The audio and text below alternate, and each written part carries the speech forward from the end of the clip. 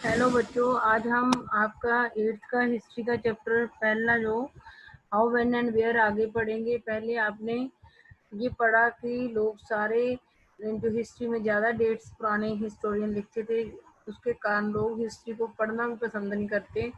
वो समझते हैं हिस्ट्री और डेट्स समानार्थक शब्द हैं। हिस्ट्री को बोरिंग इसलिए समझते हैं कि क्योंकि हिस्ट्री के अंदर ज़्यादा डेट्स होती हैं। बट हमने पढ़ा है कि जो पुराने हिस्टोरियन थे वो उनको डेट्स के साथ घटनाएं लिखना ज़्यादा पसंद था। लेकिन अब धीरे धीरे जैसे समय बदला है तो हिस्टोरियन ने अब नए इश्यूज के बारे में भी लिखना शुरू कर दिया है कि जो मॉडर्न टाइम है इसमें लोग अपनी जीविका कैसे कमाते हैं, जैसे जीविका कमाने के लिए क्या क्या काम करते हैं, और मतलब आज का जो इंसान है उसके बारे में भी लिखना शुरू कर दिया है। क्योंकि पुराने समय में जो लोग होते थे वो राजे होते थे, राजाओं की लड़ाइयाँ होती थी, उनकी शादी कब हुई थी, कब वो गद्दी पर बैठे थे, तो ऐसी उनकी ज़िंदगी की घटनाओं के बारे में हिस्टोरियन लिखते थे, तो वो डेट्स जरूर लिखते थे। लेकिन आज के टाइम में जो आज के लोग कैसे जीते हैं, क्या पहनते हैं, क्या खाते हैं, कैसे वो रहते हैं, वो लिखा जाता है। तो आज के हिस्टोरियन कम डेट्स लिखते हैं। तो पुराने ज़्यादा हिस्टोरियन डेट्स में इंटरेस्ट रखते थे, इसलिए ज़्यादा हिस्ट्री बोरिंग समझते थे लोग। लेकिन कुछ चीज़ों को हम समझ लेते हैं कि जैसे कि ऐसी थी, लेकिन कुछ चीज़ों को देख के हमारे मन में हिस्टोरिकल क्वेश्चन उठते हैं और फिर हम उनके बारे में जानने की कोशिश करते हैं। लेकिन सारी जो घटनाएं होती हैं उनको हम डेट्स में नहीं लिख सकते। कुछ चीज़ें हैं जिनको डेट दी जा सकती है, लेकिन जैसे चाय कब पीना शुरू करा था, तो ये तो लंबी प्रोसेस का हिस्सा है। और अंग्रेजों का राज इंडिया में कब स्थापित हुआ था, ये भी लंबी प्रोसेस का हिस्सा है, तो इनको डेट नहीं दी जा सकती। तो ऐसी घटनाओं को डेट नहीं दी जा सकती। और डेट्स हमारी ज़िंदगी में क्यों इम्पोर्टेंट होती हैं, जो घटनाएं इम्पोर्टेंट होती हैं वही हमारी उनसे जुड़ी हुई डेट्स भी इम्पोर्टेंट होती हैं। डेट्स अपने आप में इम्पोर्टेंट नहीं होती। अगर नई इशूज घटनाएं इवेंट्स हमारी ज़िंदगी में आ जाती हैं जो हमारे लिए इम्पोर्टेंट होती हैं, तो डेट्स भी नई आ जाती हैं, पुरानी वाली बदल जाती हैं। अगर पुरानी इवेंट्स हमारे लिए महत्वपूर्ण नहीं रहती तो उनकी डेट भी हमारे लिए महत्वपूर्ण नहीं रहती। नई डेट जो हमारे लिए महत्वपूर्ण बन गई उसकी डेट इम्पॉर्टेंट रहती है। हमने ये भी पढ़ा कि जो ब्रिटिश हिस्ट्री इन इंडिया है, जब अंग्रेज इंडिया में रहते थे उस समय की जो इंडिया की हिस्ट्री है उसमें अंग्रेजों ने जो हिस्ट्री लिखी है उसमें उन्होंने जो अंग्रेज शासक थे, जो गवर्नर जनरल और वाइस राय, पहले गवर्नर जनरल और लास्ट वाइस राय तक जितने भी गवर्नर जनरल और वाइस राय आए उनकी लाइफ के बारे में, पर्सनैलिटी कैसी थी, क्या एक्टिविटीज़ किया, क्या पॉलिसी बनाई, वही लिखा हुआ है। उस जबकि अंग्रेज़ों के साथ साथ उस टाइम में भारत के लोग भी रहते थे, उनके बारे में कुछ नहीं लिखा गया।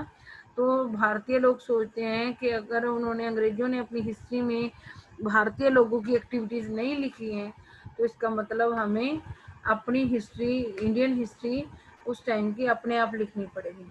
तो और आगे पढ़ते हैं कि ऊपर पढ़ा था कि हिस्ट्री को उसमें चैप्टर्स में क्यों बांटा जाता है, या स्टोरी को चैप्टर्स में क्यों बांटा जाता है।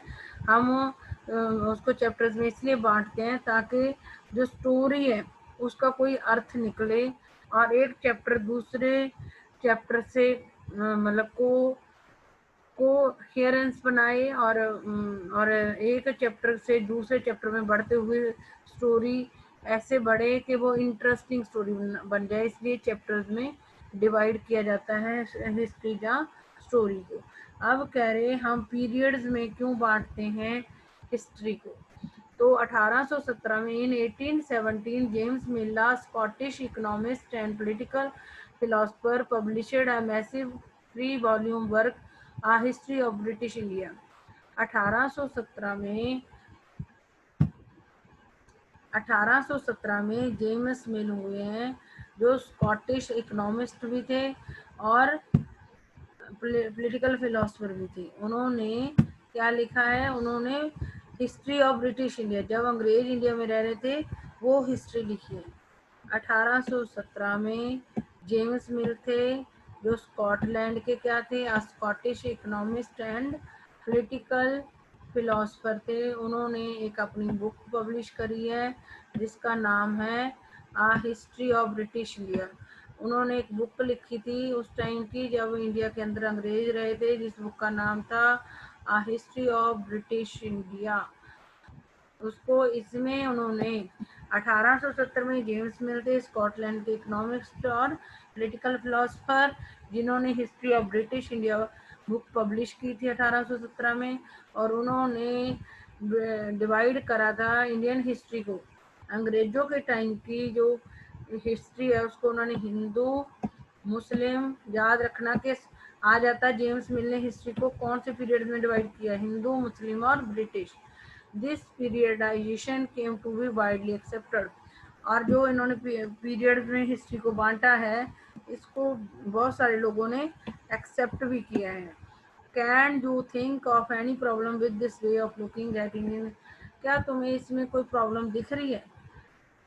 हाँ, can you think of any problem with this way of looking at it? उन्होंने जो हिंदू मुस्लिम ब्रिटिश, इसका मतलब एक ऐसा टाइम था जब इंडिया में हिंदू रहते थे, और एक हिंदू फिर खत्म हो गए तो मुस्लिम आ गए होंगे, फिर हिंदू मुस्लिम दोनों खत्म हो गए तो ब्रिटिश आ गए। ऐसा कभी नहीं हुआ। उनका जो ये पीरियडाइजेशन है वो गलत है, क्योंकि इंडिया के अंदर हिंदू मुस्लिम और ब्रिटिश जब अंग्रेज इंडिया में थे तो इकट्ठे रहे थे, तो ये उनका जो पीरियडाइजेशन है वो गलत है। Why do we try and divide history into different periods?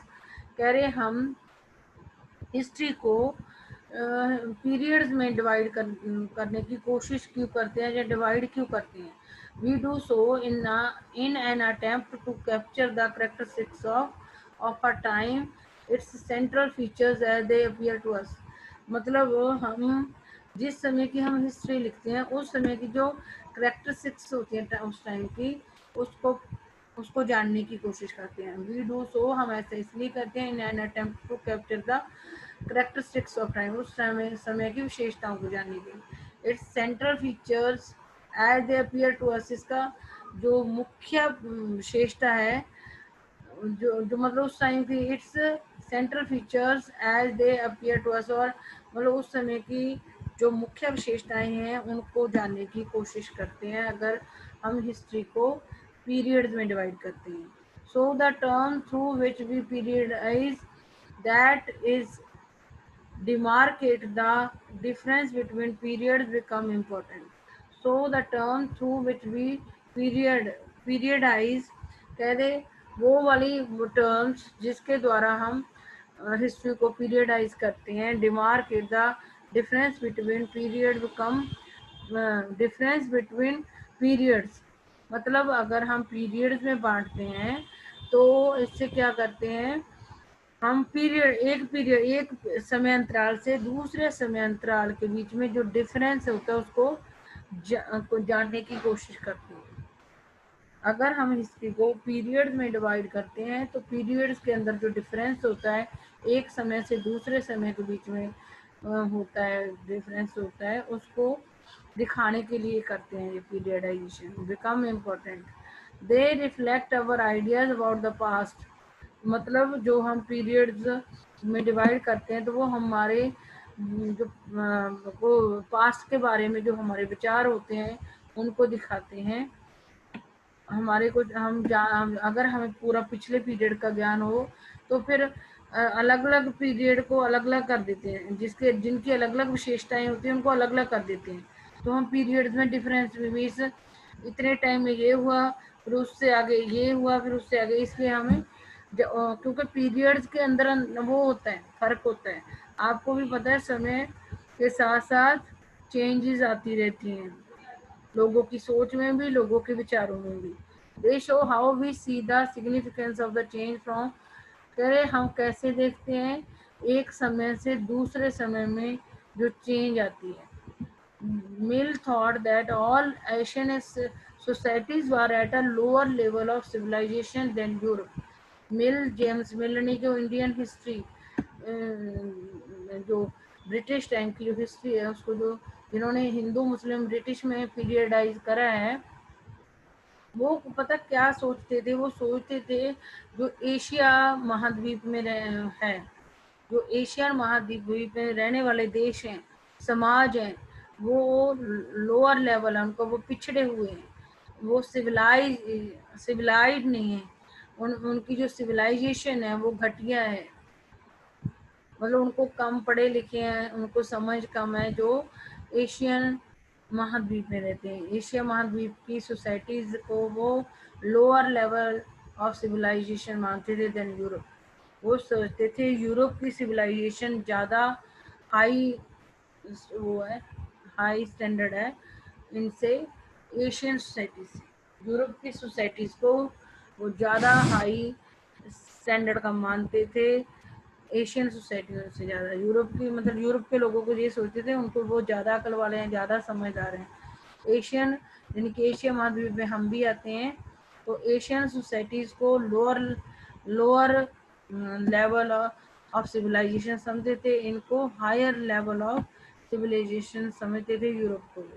Mill Europe के लोगों को ज़्यादा अच्छा और एशिया के अंदर रह रहे देशों को घटिया समझता था। यूरोप में भी महाद्वीप है, एशिया भी महाद्वीप, एशिया महाद्वीप के देशों को लोअर लेवल ऑफ सिविलाइजेशन में डालता था वो, और यूरोप के जो कंट्रीज थे उनको हाई लेवल ऑफ सिविलाइजेशन में डालता था, मतलब इनको ज़्यादा पढ़े लिखे और एशियन लोगों को घटिया समझता था। According to his telling of history, before the British came to India, Hindu and Muslim despots ruled the country. उसके अनुसार उसकी जो उसने हिस्ट्री वो बता रहा है अपने बुक के अंदर, भी जब तक अंग्रेज, ब्रिटिश और अंग्रेज लोग हैं वो एक ही होते हैं। भी जब वो इंडिया में नहीं आए थे अंग्रेजों के आने से पहले हिंदू और मुस्लिम जो राजे होते थे वो राज करते थे इंडिया में। हिंदू एंड मुस्लिम डेस्पोट्स का मतलब ये लोग अलग अलग एरिया पे कहीं हिंदू तो कहीं मुस्लिम राज करते थे। रूल्ड द कंट्री, कभी हिंदू राजा आ जाता था तो कभी मुस्लिम राजा। रिलीजियस इंटॉलरेंस थी, मतलब रिलीजियस इंटॉलरेंस का मतलब लोग एक दूसरे के साथ धर्म के नाम पर लड़ते थे। कास्ट टैबूज का, जाति के आधार पर भी लड़ाई झगड़े होते थे, कास्ट के आधार पर बटा हुआ था इंडिया, यही कह रहे हैं। लोग वहमो भरम, सुपरस्टिशियस थे लोग, मतलब पढ़े लिखे नहीं थे, वहम भरम करने वाले लोग थे। सुपरस्टिशियस प्रैक्टिसेस डोमिनेटेड भी, वहम भरम वाली जो काम होते थे इंडिया के अंदर। In social life British rule Mill felt could civilize India. वो कह रहा है, मिल कह रहा है, तो मतलब जो इंडियन सोसाइटी है उसमें तो लोग क्या थे, जाति धर्म के नाम पर लड़ते थे, बहमी भरमी थे। लेकिन जो ब्रिटिश का लोगों का, अंग्रेजों का जो राज है वो इनको क्या कर देगा, सिविलाइज कर देगा, इनको पढ़ा लिखा देगा, अकल दे देगा। British rule Mill felt could civilize India. वो मिल के, जेम्स मिल समझता था कि इंडिया के लोगों को सिविलाइज कौन कर सकते हैं, ओनली ब्रिटिश लोग। To do this, it was necessary to introduce European manners, arts, institutions and laws in India. पहले ऐसा करने के लिए ब्रिटिश लोग इंडियन लोगों को सिविलाइज कर दें, इसके लिए क्या जरूरी है, it was necessary to introduce European manners. तो अंग्रेजों को, भारतीय लोगों को यूरोप के लोगों को जो मैनर्स है वो सिखाने पड़ेंगे भारतीय लोगों को यूरोप का आर्ट्स भी सीखना पड़ेगा, और जो अंग्रेजों की जो इंस्टीट्यूशन है वो भी सीखनी पड़ेंगी। लॉज इन इंडिया, और यूरोप के जो लॉ वो भी इंडिया के लोगों को सिखाने पड़ेंगे। यूरोपियन मैनर्स, आर्ट्स और इंस्टीट्यूशन खोल के इंडिया के अंदर, और ब्रिटिश लॉ के द्वारा ही वो इंडियन लोगों को सिविलाइज कर सकते हैं ब्रिटिश लोग। Mill in fact suggested that British should conquer all the territories in India to ensure the enlightenment and happiness of the Indian people. मिल असल में क्या कहना चाहता था, वो यही सुजेशन दे रहा था कि जो अंग्रेज है उनको भारत के जितने भी क्षेत्र है वहाँ पर उनको जीत लेना चाहिए, मतलब भारत के हर क्षेत्र के ऊपर कब्जा हो जाना चाहिए। British should conquer all the territories of India. Mill चाहता था कि जितने भी क्षेत्र हैं भारत के उनको अंग्रेज जीत लें और उसके ऊपर कब्जा कर लें, टू इंश्योर द मतलब फिर पक्का ये हो जाएगा कि इससे लोगों को, भारतीय लोगों को अंग्रेज ज्ञान दे देंगे जहाँ जहाँ राज करेंगे, और जहाँ जहाँ अंग्रेजों का राज होगा भारत में, वो लोग हैप्पी भी हो जाएंगे, हैप्पीनेस ऑफ इंडियन पीपल। और भारत के लोगों को वो अनपढ़ गवार समझता था मिल, इसलिए मिल चाहता था कि अंग्रेज पूरे भारत के ऊपर कब्जा कर लें, और भारत के लोगों को वो समझता था जो अंग्रेज हैं उनके मैनर सीखने चाहिए, आर्ट सीखना चाहिए, उनकी इंस्टीट्यूशन इंडिया में खुल जानी चाहिए। और यूरोप का जो लॉ है, ब्रिटिश का लॉ है, वो भी इंडियन लोगों को सिविलाइज कर सकता है, पढ़ा लिखा सकता है। और वो चाहता था कि अंग्रेज सारे भारत के ऊपर कब्जा कर लें, ताकि भारत के लोगों को ज्ञान मिल सके और भारत के लोग हैप्पी हो सकें। For India was not capable of progress without British head. Mill क्या कहता था कि जो इंडिया के लोग हैं ना, वो प्रोग्रेस करने के काबिल नहीं है, कैपेबल नहीं है इतने कि वो प्रोग्रेस कर सकें। वो कह रहे ब्रिटिश की हेल्प के द्वारा ही प्रोग्रेस कर सकते हैं भारत के लोग। मिल क्या कहता था, भारत के लोग अंग्रेजों, ब्रिटिश हेल्प के बिना, अंग्रेजों की हेल्प के बिना इंडिया की प्रोग्रेस भी, उन्नति भी नहीं कर सकते। In this idea of history British rule represented all the forces of progress and civilization. मतलब इस जो ये हिस्ट्री का आइडिया ऑफ हिस्ट्री है, British rule represented all the forces of progress. मतलब इस जो उन्होंने अपनी हिस्ट्री के अंदर मिलने क्या कहा है कि ब्रिटिश रूल को, जो अंग्रेजों को शासन है, उसके पास प्रोग्रेस की सारी शक्तियां और सिविलाइजेशन की सारी शक्तियां हैं। मतलब मिल ये कह रहा है कि अंग्रेज जो ही भारतीय लोगों को प्रोग्रेस दिलवा सकते हैं, वो ही इनको सिविलाइज कर सकते हैं। इसका मतलब उसका जो ये विचार है, उसका मिल का जो विचार है, इसका मतलब all the forces of progress and civilization किसके पास है? मिल के अनुसार जो सारी प्रोग्रेस की फोर्सेस हैं और सिविलाइजेशन की फोर्स किसके पास है? अंग्रेजों के पास है। वो ही इंडियन लोगों को दे सकते हैं। The period before British rule was one of darkness. कहे जब अंग्रेज इंडिया में नहीं आए थे तो उस टाइम इंडिया के अंदर अंधेरा था, उसको वो डार्कनेस कहता भी, भारतीय लोगों को ज्ञान नहीं था। वाज वन ऑफ डार्कनेस, वो कह रहा है कि अंग्रेजों के आने से पहले भारत के अंदर क्या था? अंधेरा था, मतलब कि अज्ञानी थे लोग। और जो भी रोशनी करी है अंग्रेजों ने ही आकर करी है, भारतीय लोगों को सब ज्ञान किसने दिया? अंग्रेजों ने दिया है। The period before the British rule, जब तक अंग्रेज इंडिया में नहीं आए थे, अंग्रेजों के पहले, अंग्रेजों से पहले वाले समय को वो डार्कनेस का पीरियड मानता है मिल। कैन सच अ कंसेप्शन और बी एक्सेप्टेड टुडे। कह रहे जो ये जो अंग्रेजों के बारे में मिल ने कहा था कि अंग्रेज ही सिविलाइज कर सकते भारतीय लोगों को, प्रोग्रेस इंडियन लोग अंग्रेजों के बिना नहीं कर सकते, क्या कह रहे ये सच है? और जो उसने कहा है कि अंग्रेजों के आने से पहले इंडिया के अंदर डार्कनेस थी, अंधेरा था, अज्ञान था, क्या ये चीज़ सच है? आज के समय में देखो सच है, नहीं सच है। क्या हम अंग्रेज चले गए? क्या हम, अगर अंग्रेज रहते तो हम कभी भी प्रोग्रेस नहीं कर सकते थे। अंग्रेजों के कारण ही हमारे इंडिया के अंदर ज़्यादा पॉवर्टी पाई जाती है। तो जो मिल कह रहा वो गलत है। In any case can we refer to any period of history as Hindu. क्या कह रहे कोई ऐसा समय है इंडिया के अंदर जिसमें, जिसको आप ओनली हिंदू पीरियड कहें? क्योंकि कभी भी इंडिया में ऐसा नहीं हुआ कि ओनली हिंदू लोग रहते हों। इंडिया के अंदर हिंदू, मुस्लिम और बहुत जातियों के लोग, बहुत सारी जातियों के इकट्ठे रहते हैं लोग। कभी भी ऐसा टाइम नहीं आया कि इंडिया के अंदर ओनली हिंदू लोग ही रहते हों, क्योंकि और जातियों के लोग भी उनके साथ रहे। ना ही ऐसा कोई टाइम आया जब ओनली मुस्लिम लोग रहते हो। Did not a variety of face exist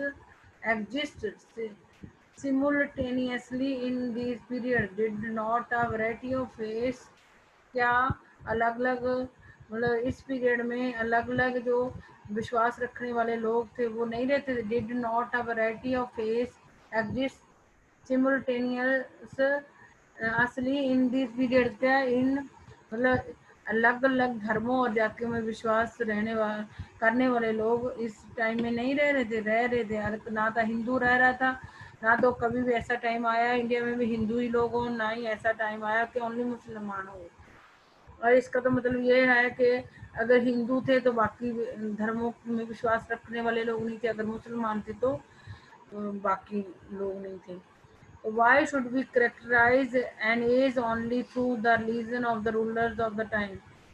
that why should we characterize an age only through the, कह रहे हम क्यों किसी पीरियड को मतलब जो किसी, जैसे अगर मुसलमान राजा था तो उसके अंदर हिंदू भी, उसके राज में हिंदू लोग भी रहते होंगे, तो किसी रिलीजन, एक ही रिलीजन के रूलर के कारण उस टाइम को उसी रिलीजन का टाइम नहीं कह सकते। Religion of the rulers of time भी हम किसी भी पीरियड को किसी रिलीजन के रूलर के नाम के साथ नहीं जोड़ सकते। To do so is to suggest that the lives and practices of the others do not, अगर हम किसी एक रिलीजन से जोड़ते हैं किसी पीरियड को, तो इसका मतलब दूसरे लोगों का की कोई इम्पोर्टेंस नहीं थी। We should also remember that even rulers in ancient India did not all share the same faith. अरे हमें ये चीज़ याद रखनी चाहिए कि पुराने इंडिया में जो जो पुराने, we should also remember that even rulers in ancient India did not all share, जो पुराने इंडिया में भी जो सारे वो हुए हैं, रूलर्स हुए हैं, उनका एक जैसा धर्म नहीं था। Moving away from the British classification, historians have usually divided Indian history into ancient, medieval, and modern. करें अब British classification, moving away from British classification, historians have usually divided Indian history into ancient, medieval, and modern. British अगर classification छोड़ के बाकी जो historians हुए हैं, British classification से हट के अगर हम दूसरे हिस्टोरियंस को देखते हैं तो उन्होंने इंडियन हिस्ट्री को किस में डिवाइड करा है। अदर हिस्टोरियन ने इंडियन हिस्ट्री, ब्रिटिश ने तो हिंदू मुस्लिम और ब्रिटिश में बांट दिया, लेकिन ब्रिटिश जो हिस्टोरियन है उनको छोड़ के बाकी हिस्टोरियन ने इंडियन हिस्ट्री को ancient, medieval and modern period में डिवाइड करा है। अगर आज ब्रिटिश हिस्टोरियन ने क्या करा, तो हिंदू मुस्लिम और ब्रिटिश क्लासिफिकेशन से अगर हट के दूसरे हिस्टोरियन के बारे में सोचते हैं, जो इंडियन हिस्टोरियन लगा, उन्होंने एंशियंट, मेडिवल और मॉडर्न हिस्ट्री में डिवाइड करा है इंडिया की हिस्ट्री को। बाकी ब्रिटिश हिस्टोरियन ने तो तीन में, जैसे जेम्स मिल ने मुस्लिम, हिंदू और ब्रिटिश में डिवाइड करा है, लेकिन अदर हिस्टोरियन ने इंडियन हिस्ट्री को एंशियंट, मेडिवल और मॉडर्न में डिवाइड करा है। This division too has its problem. इस जो ये वाली डिवीजन करी गई है, ये इसमें भी प्रॉब्लम है। It is a periodization that is borrowed from the western, where the modern period was associated with the growth of all the forces of modernity, science, reason and democracy, liberty and equality. कह रहे इसमें भी problem है। जो other historian, British historian छोड़कर other historian ने जो classification Indian history की एंशियंट, मेडिवल और मॉडर्न में की है, इसमें भी प्रॉब्लम है, क्योंकि ये भी पीरियडाइजेशन वेस्ट से आई है। ये पीरियडाइजेशन भी वेस्टर्न साइड से आई है, क्योंकि जो वेस्टर्न साइड है वहाँ क्या कहते हैं कि ये जो मॉडर्न पीरियड है वो किस ग्रोथ ऑफ ऑल द, जो आधुनिक मॉडर्निटी की जो ऑल फोर्सेस हैं उनकी ग्रोथ हुई है मॉडर्न टाइम में। तो वो क्या है forces? Science, reason, democracy, liberty and equality.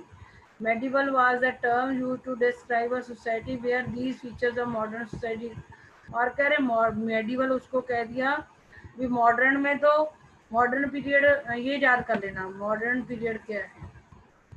इसकी मीनिंग याद कर लेना। अब modern period was associated with the growth of और the forces of modernity.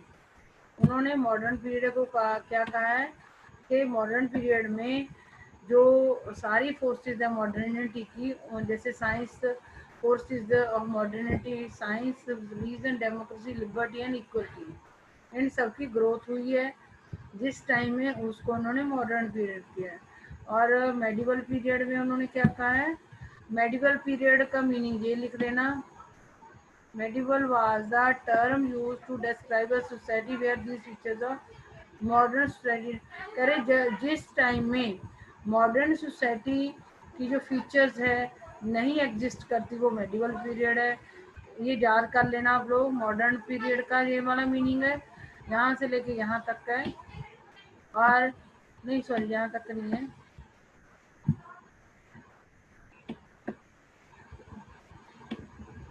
Equality तक है। ये जो मॉडर्न पीरियड में जो ऑल फोर्सेस ऑफ मॉडर्निटी है वो science, reason, democracy, liberty and equality 5 है।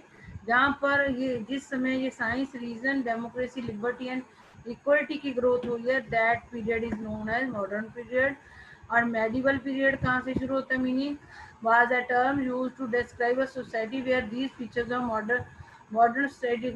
और जहाँ पर ये पांचों जो फोर्सेस ऑफ मॉडर्निटी है नहीं पाई जाती, वहाँ मेडिवल पीरियड है।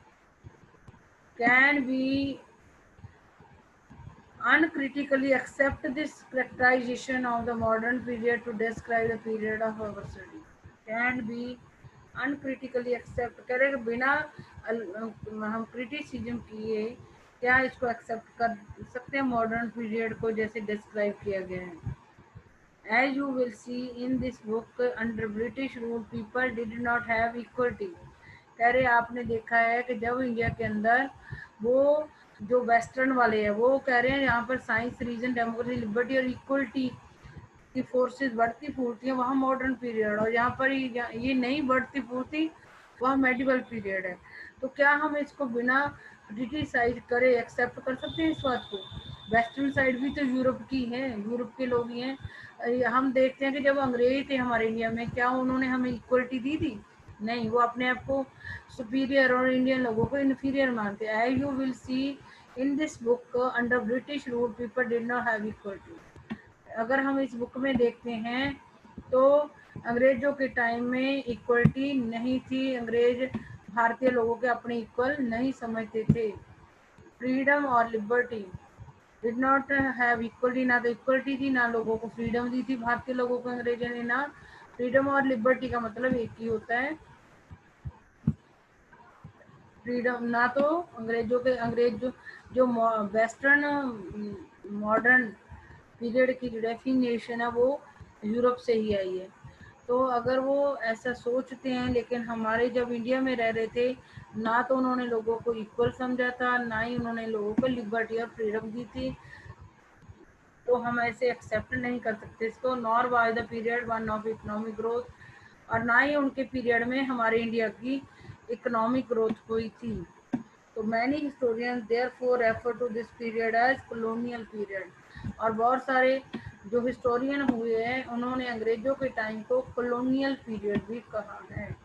तो अंग्रेजों के टाइम के पीरियड को अंग्रेजों ने ब्रिटिश हिस्ट्री ऑफ इंडिया कहा है, और कुछ हिस्टोरियन ने उस टाइम की हिस्ट्री को एंशियंट, मेडिवल और मॉडर्न भी में भी डिवाइड करा है, और कुछ ने इसको कॉलोनियल के नाम से ही बोला है।